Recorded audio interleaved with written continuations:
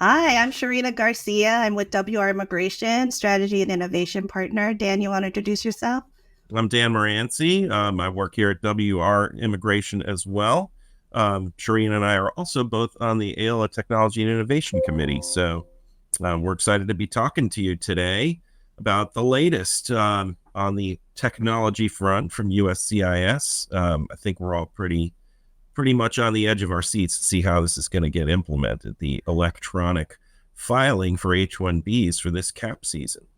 Yeah, so just last week on January 12th, the USCIS announced their H-1B cap lottery updates for this coming year. And as we all know, lottery registration happens typically in March.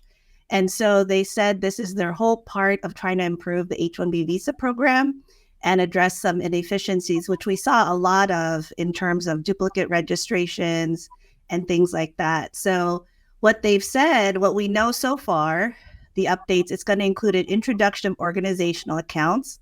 So they're going to facilitate better collaboration between companies and immigration representatives in managing the registration, the Form I-129 and the I-907. They're going to transition to a fully electronic process. So what that means is they're going to launch an online filing of the I-129 and I-907. So it's going to be a shift, a fully digital H-1B visa application process that I have been wishing for a long time. Um, their hope is to improve efficiency and reduce error. They're going to change the location and filing. So they're going to transition to the USCIS lockbox to standardize everything. Most importantly, they're going to have informational sessions and engagements. So stay tuned with us because after we attend those, we will be doing some live sessions to give you some updates. So, Dan, what are your thoughts about these upcoming changes? So I think generally I would say good, just as you have said. So again, if it works though, and I don't think any of us who've been involved in CAP over the last few seasons can forget the multiple glitches that have occurred, where there was the timeout glitch, there was the G28 that sort of there were some forms where it checked off when the filed version had the wrong information checked off on it. Like I think one was specifically, do you read and understand English? And it was checked off no for a lot of people when it got filed.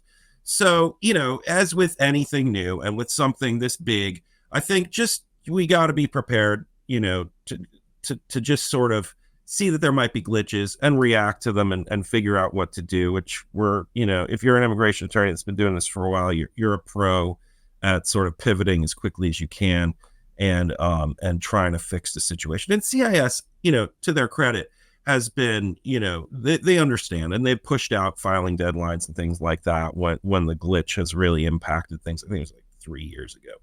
So, I don't think it's in anyone's interest for this to not work.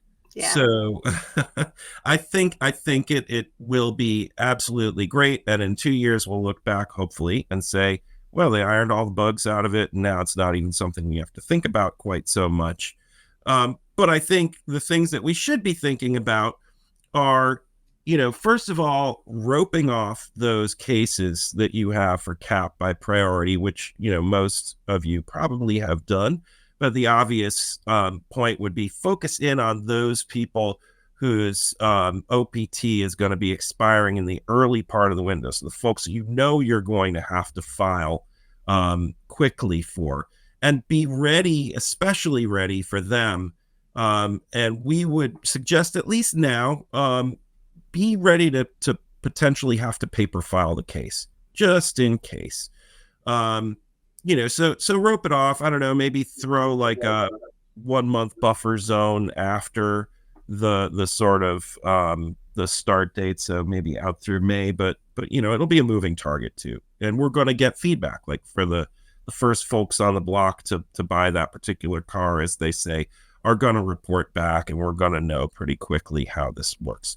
So what are you going to do? Are you just going to ask clients, hey, who wants to file electronically? Who wants to file paper? Who wants to be the guinea pig? And let's be the first one to file electronically. What's your plan, Dan? So I think there's a few things before we even get to that spot that you might want to, that we would be considering. And a couple of them are, well, we've already done electronic filing for certain case types like I-539 and N-400, right? So presumably it's not going to be that much different. So to prime the pump for this stuff, I would say if you haven't done an N-400 or an I-539 or one of the other case types, I would start with that, like on the sooner side, right? Because then you at least know how the process works. It's just basically filing the form electronically, creating a PDF of the form and the support docs, and then sending them in. So that's one thing I would look at structurally. And our rapid system, we're fully, we can do all of that on our Salesforce-based platform because it's sort of designed to be pretty flexible and to integrate with other systems pretty easily. The other piece that's pretty critical is if you don't have a credit card, that you can use for these filings, which you probably do because you're doing registrations, right? And you have to have it for that. Make sure that you know that the limit is not going to be an issue for you when you start filing, especially if you file any volume of H-1B petitions, especially in light of the fact, if you're going to do this by premium, that premium processing fee has now gone up pretty dramatically. So make sure that system is sort of primed so that your payments will work sort of easily. And again, our system has credit card payments sort of built into the platform. So, we know that it works because we've used it, but absolutely make sure you've tested that process from end to end. And again, one probably good way to do that would be a low priority 539 or N400. Yeah, and the fees are actually, they might go up even for the I-129, right? It's right now $460 and it could go up to $780. So that's a 70% increase. So on top of the I-907, which we know for a fact is going to go up on February 26th to $2,805. So by $305, right? So just be ready for all of those price increases. And here at WR, we can benchmark and budget and plan for all our clients because we do have the full capabilities of Rapid. But can we talk a little bit about the duplicate registrations and what do you think is going to happen there? And can beneficiaries still submit multiple? I think in the last year, in 2022, there was someone that had 83. I think it was some crazy amount. One person had 83 registrations or some crazy number. So what do you think is going to happen this year, Dan? Well, that's another sort of feature that USCIS has sort of promoted for this electronic registration. They've indicated that this will prevent the sort of duplicate filings, right? So the same petitioner filing for the same beneficiary for the same position, which if you're in, a massive large volume program, it can happen. And it's not deliberate, but if it happens, then you've got two denied cases and certainly it doesn't reflect well with you as a petitioner with USCIS. So this system will supposedly pick that up and prevent duplicate filings under those conditions. And then I think part of what will be interesting to see implemented is, as we know, the new system is what they call beneficiary centric. So certainly any number of companies, even 83 of them again, could file for the same beneficiary. But at the end, what this rule is designed to do is to give the sort of power to the beneficiary to negotiate the job offer that they want to take. So, and some of the comments even sort of reflected that, petitioners may want to be notified when their, other petitioners had filed for the same beneficiary, but that's not part of the system. So essentially what happens is the petitioners will register. The beneficiary, will get notification of all the registrations and then, that they were selected based on that sort of single passport that sort of links them to the registration process.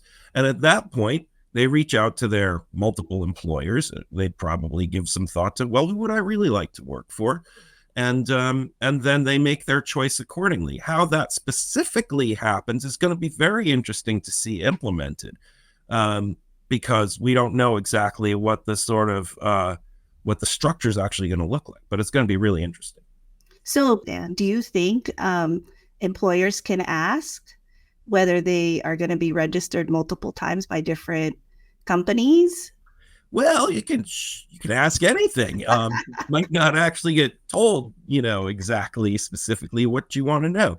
That said, most large scale employers have built into their assessment process questions. Sort of, so once you open the door after they approve DOL, do you now or will you in the future require work authorization? Well, once that door is opened, some employers will have assessment questions that ask specifically, have you been sponsored for an H-1B petition, right? And so that's the opportunity for that candidate to sort of put their cards on the table or their registrations on the table and sort of tell you that. So I think that sort of procedurally it probably look very similar, the sort of candidate assessment process, as it has before, so I think the key would be just stay in touch with them, come back and say, hey, so you told me you got, selected. So now we got to figure out what we're going to do based on approval. And was it a change of status? Was it consular?